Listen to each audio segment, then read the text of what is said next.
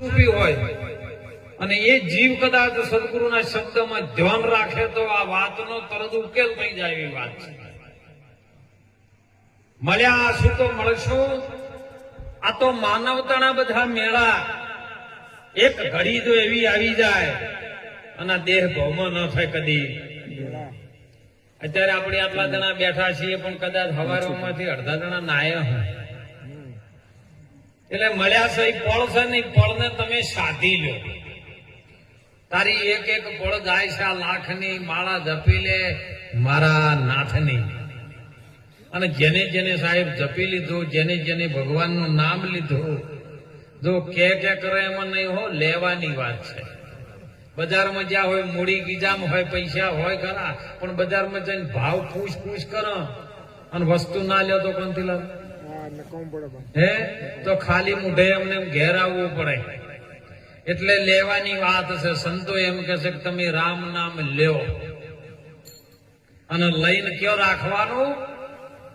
રામ નામ તું રાશ હૃદયમાં કાઢી દે બધી કલ્પના કાચી. આદિ અંત ને મધ્યમાં જે બોલી રહી છે ને એ વસ્તુ છે સાચી. શું બોલે છે?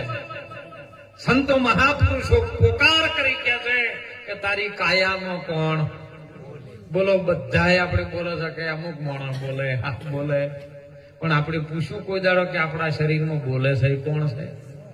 કોઈ દાડો તપાસ કરી? બસ રાતે 9 વાગે ભજનમાં બેસવું, ગાવું, ખારા ગોટા તાજા થાય તો ખાઈને રાતે હોઈ જાવ. આ જ કર્યું છે. સમજવાની વાત છે. મહાપુરુષો સમજ માટે જેના જેના જીવનની અંદર સમજણ આવે ને એનું જીવન ધન્ય બને જાય. સમજણ ગુરુના ચરણમાં પડી છે અને મહાપુરુષો કે સમજણ વગરનું જીવવું ભલન જીવો વરસ 1000. સમજીને જીવો એક ઘડી તો સમજો બેડો પાર. તો બધા ડખાચ્યો છે નહીં સમજતા ને એ આખા જીવનમાં એક એક માણસના ઘરે ઘરે ડખો છે, ઘરે ઘરે મહાભારત છે. આપણે એમ ન કહો 5000 વર્ષ પહેલા જે મહાભારત થઈ ગયું હાલ ઘેર ઘેર મહાભારત ચાલે. જો હંપ હોય તો રામાયણ છે અને રોમરાજ છે. પણ જો લગાર હંપ ના હોય બીજાની વાતમાં આવીને જો ઘરમાં ઝઘડો ઉભો કરે ને તો સમજો મહાભારત ઘેર ઘેર છે નહીં. બસ પોતાના આ ક્ષેત્રમાં મહાભારત લડાઈ ગયું છે.